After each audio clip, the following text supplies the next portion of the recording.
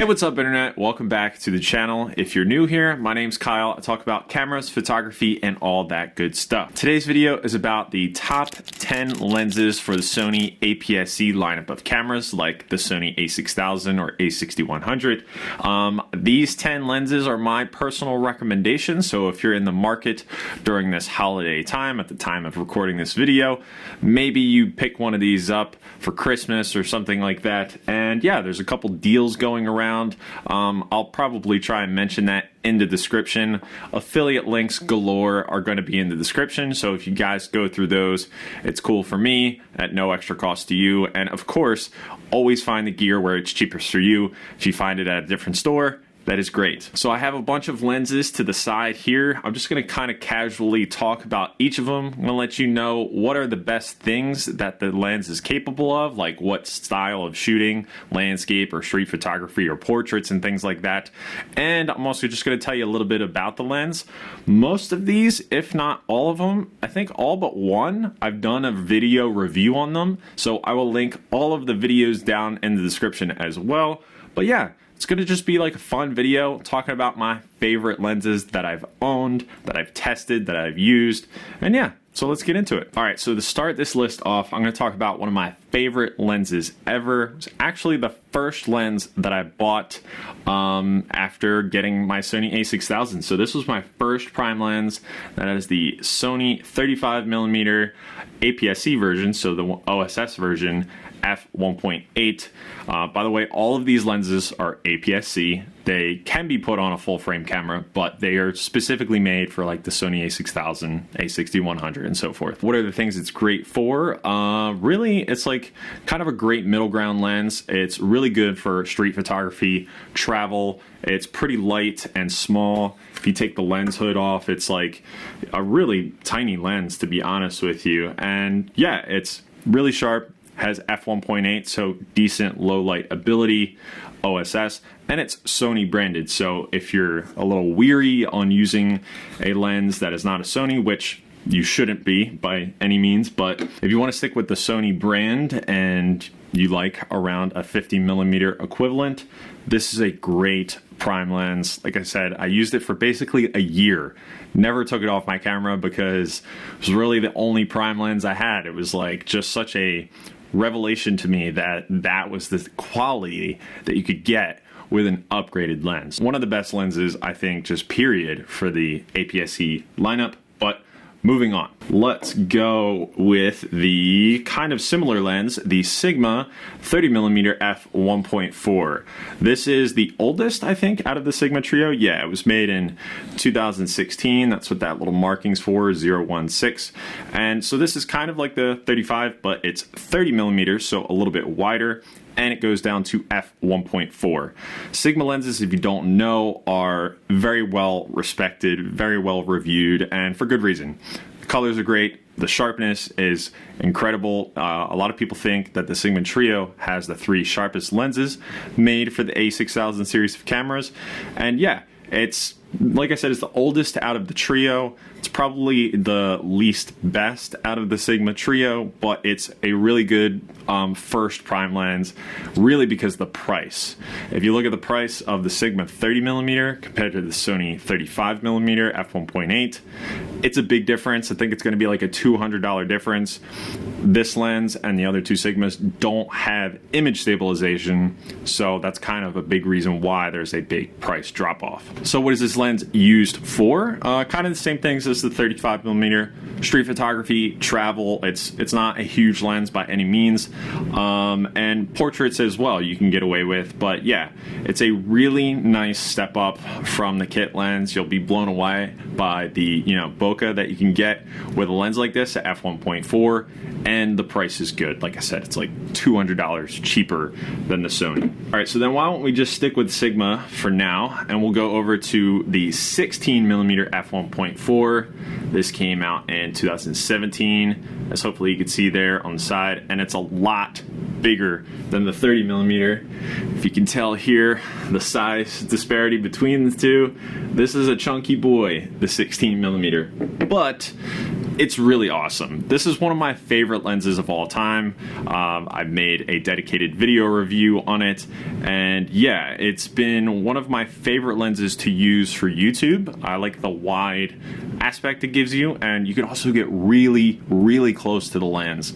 That may be an unflattering look for YouTube, but when you're filming in a small space or something like that, which I've done many, many times, this lens really comes in handy, so it's great for that. It's also great for astrophotography, not so much in the focus department because it's a focus by wire, meaning there are no markers on the lens, so it's kind of hard to nail focus to infinity for astro, but I've used it a ton for astrophotography, and besides the focusing part, it's really great because it's an f1.4 and 16 millimeters, so it's really wide and you can get a lot of the sky and things like that. It's incredibly sharp, and yeah, it's really like a staple lens to recommend people in the Sony APS-C world. So if you're looking for something wide, something that you can get a lot of low light ability out of, or if you're looking for astro lens or something like that, but also a lens that you can walk around with autofocus, this is a great lens. Some of the other astro lenses are manual focus, so they're not like a jack of all trades type lens. This lens has autofocus, can do astro, can do landscapes, things like that. So yeah, highly recommend the Sigma 16mm f1.4. All right, next, why don't we switch back to Sony for a second? This is the 55-210 zoom lens, sometimes referred to as the other kit lens for the Sony a6000, because you could buy the a6000 or a Sony camera with the kit lens and this lens as like a combo, and you can save some money. And a lot of the times, if you have a budget for that, it's usually like $800 to $1,000 for the camera and two lenses. I do suggest that you do that if you have the budget. The reason being is that buying this individually doesn't make a ton of sense for how much it costs. But let me just talk about real quick what it is. Like, what are my impressions of it? Things I like about this lens is that it can actually be used as like a macro lens. It has a bunch of use cases. It could be like a daytime sports lens. It doesn't have great low light ability, but daytime sports, wildlife, different perspectives of landscapes, zooming in on mountain peaks, but also getting a little bit wider. I mean, it's only as wide as 55 millimeters, but this is really the beginner zoom lens to recommend to somebody with an a6000. So if you're looking to have a little bit of more reach or get into sports a little bit, where you can't be right next to the sports players and things like that, this would be my first recommendation to dive into the zoom world. It's also the cheapest zoom and things like that. But yeah, very underrated lens. I really like it. I have a video review on it. I will link it down in the description, of course, for you to check out. Okay, next, let's go back to Sigma. This is the Sigma 56mm f1.4.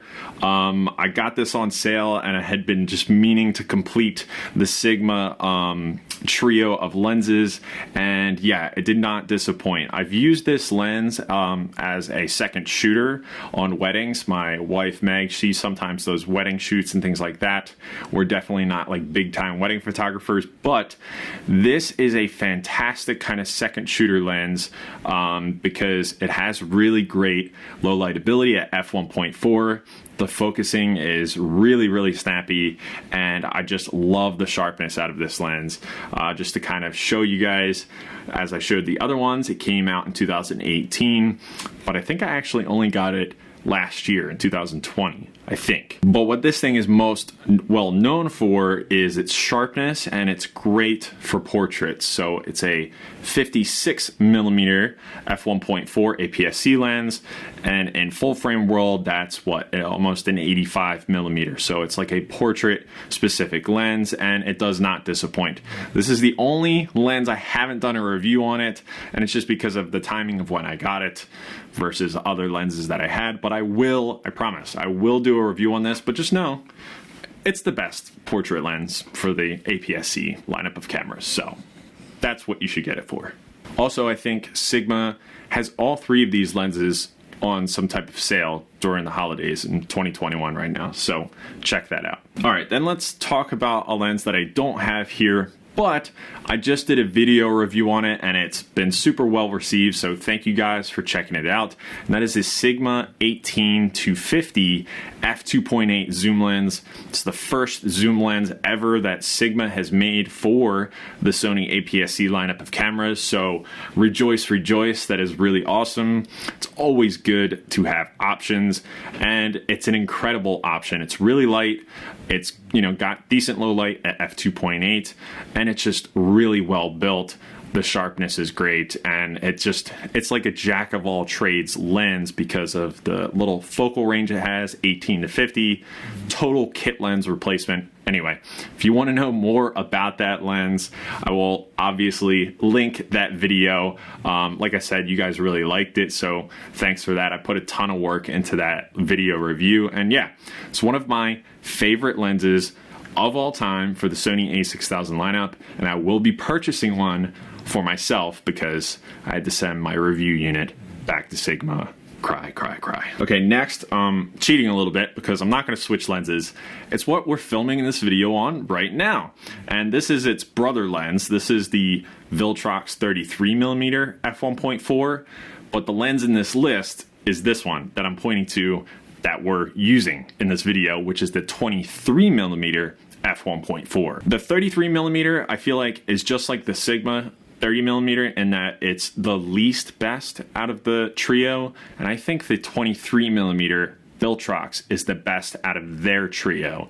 They're all slightly different focal lengths than the Sigma trio, which is funny, but the 23mm is amazing. I like the look of that focal length, and then I really like the colors that come out when you're just shooting straight JPEGs with the Viltrox lenses. The sharpness is great. The one thing about the 23mm is that it has a slight vignette down at f1.4, more noticeable than like any other of these lenses at their fastest aperture. So that's like the one downside of that lens, but overall, I really enjoy it. I have a huge dent on the front of it because I dropped it not too long ago when I was filming B-roll down in the basement here, but besides that, it works perfectly fine. I've said it before, but I really love that Viltrox came in and made 3 autofocus lenses, so now it's like there's so many different autofocus lens choices for the Sony APS-C cameras, but I definitely wanted to include one of Viltrox lenses, and it's my favorite, which now I use for every video. So if you're watching this video or the next video or any video, it's now filmed with the Viltrox 23mm f1.4. So yeah. Okay, next is a big boy, and this is technically not mine. It's my wife's lens, but I use it all the time because she has graduated to a Canon full-frame lens, but the lens I'm talking about is the Sony 18-105 f4 G lens for Sony APS-C. It's funny because this lens has been through the ringer. We have a big dent on the lens right here, which I think happened like right when she got it. It has a power switch that can zoom in and out, and the lens does not extend. It's an internal focusing lens, so it's actually great if you want to put it on a gimbal or something like that because the balance doesn't get thrown off. This lens is really kind of great for a bunch of different things. It's great for street photography if you want. It's great for landscapes because it has that big focal range. You could even use it for portraits because it goes down to f4 and it's a constant f4. So it's a really great zoom lens, and it just can be used for so many different things. Landscapes, portraits, street photography, all those different things. Wildlife. It's a little bit short, I think, sometimes when you're out there trying to get like a bird or something like that. But overall, it's really a great lens for zoom purposes with video. So if that's something that you're into, if you're into video and things like that, I would highly recommend this lens as a zoom video lens. All right, and then let's go to another one, which I don't actually have in my possession, but I just did a review on it, and that is the Tamron 18-300mm zoom lens for the Sony APS-C lineup. This is super exciting because Tamron, just like Viltrox did, they came in with 3 lenses that are all autofocus, and a couple of them have image stabilization, and that was the 18-300 has VC, which I think is vibration compensation or vibration control, one of those, and I was absolutely surprised by that lens. I thought it was going to be like the Sony 55-210, so I didn't really understand why they made it, but I think the image quality is a bit better than the Sony 55-210, and it is a much wider range. So really I would recommend the 55-210 for, like, if it's your first zoom lens and you don't have, I think, $700 to pay for the Tamron, get the Sony 55-210. But if you have the extra budget, I think you would be a lot happier with the Tamron 18-300, unless size and weight matters to you, because Sony is much smaller, much lighter. It's probably a little more compact than the Tamron. The Tamron is a bigger lens, so that is something to consider. Overall, that lens is, just like other zoom lenses, a jack of all trades, but it's mainly a daytime lens because it has a variable aperture, slower aperture. But yeah, really a lot of different things you could do with that lens. A lens that's 18-300, it's like you could just basically do everything besides super low light stuff. But yeah, really fun, great quality lens. Really like the quality that Tamron has put into these new lenses. And yeah, thought it needed to make this list because after I did the review, I didn't want to send that lens back, but alas, I had to send it back. Okay, and last but not least is this tiny little guy, and this is the TTArtisan 35mm f1.4. Now, I don't know, if you may be familiar with my channel, I do a lot of manual lens reviews. So stuff that's sub $100. I believe this is like $75. Editor Kyle, put it on the screen. Thank you very much, appreciate it. And some other manual lenses that I review are like $250 if it's like a f0.95. But this lens is super affordable, and what I really like about it is that it has kind of this tactile feel because it has a clicked aperture ring, which is really nice. I really like that. I want more manual lenses to include that, and I kind of like where TTArtisan is headed. Their lenses feel like they're getting better and better in the ones that they've sent me to check out. So yes, this lens I did not buy. Disclaimer, I was sent this lens to review and I was able to keep it, but they don't tell me what to say in reviews. I can totally trash them, but this is the one lens that I keep going back to. When I look at like my lens collection, I look at manual lenses and things like that, this is the one that always sticks out to me as having really great sharpness, great colors, great image quality, and kind of different looking bokeh, in my opinion, that I really find pleasing. So I really like this lens. It's really tiny. I mean, look at this thing compared to, say, here's the Sigma 56mm, which is tiny on its own, and then this is the TTArtisan next to it. So this is a very discreet lens. Now, it's manual, so you don't have autofocus, so just a heads up on that, but it's under $100. So if you want to experiment, get a prime lens, but a manual lens, this would be my recommendation for like the first one. And I don't think you would be disappointed unless you don't like not having autofocus. But yeah, I really like this little guy. Okay, but that about wraps it up. I don't want to have this video go on forever. Talking about 10 lenses, you kind of run out of your breath and you're like, geez, did I say everything? Real quick though, I have some honorable mentions, and one I have in my possession, and that is another TTArtisan lens, and that is the 7.5mm f2. This lens is extremely unique. It's very, very wide. I've never used something this wide. It also has a clicked aperture, which is always fun to click around with. And yeah, I was really surprised with that lens because of its sharpness, and I like that it's an f2, and it's just so wide. And the minimum focusing distance on that thing is insane. So I had a lot of fun with that lens, and I thought, hey, why not recommend something that's like completely outside of the box? But again, outside of my top 10 for sure, but an honorable mention. And then I think the clear two other honorable mentions, which I have not gotten my hands on yet, are the other two Tamron autofocus lenses that I've seen other reviews on. People seem stoked on them, but I want to get my hands on them, and that's the 11-20mm f2.8.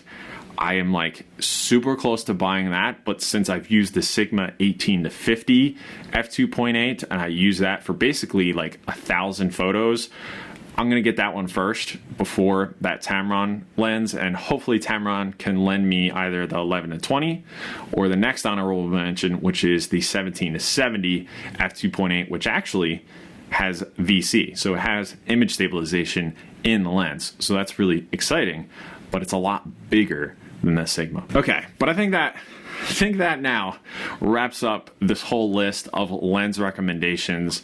If you have a Sony a6000 and you think your camera is like a little old at this point, you're not wrong. You are not wrong. It's what, 8 years old? It came out in 2014. We're at the end of 2021 as the time of recording this video. So yeah, it's getting a little up there in age, but even if you have like an NEX camera or something like this, any of these lenses can go on your older camera and you can see really great image quality. That really unleashes the power of your Sony a6000 or whatever APS-C Sony camera you have, and I think a lot of people need to know that. And hopefully these videos or a lens recommendation video like this helps you out in deciding and taking things into consideration. And as always, if you guys have any questions or comments, or you're like, hey, what about this lens versus another lens, let me know in the comments. That's going to be it though. I am running out of breath. I feel like I'm about to lose my voice.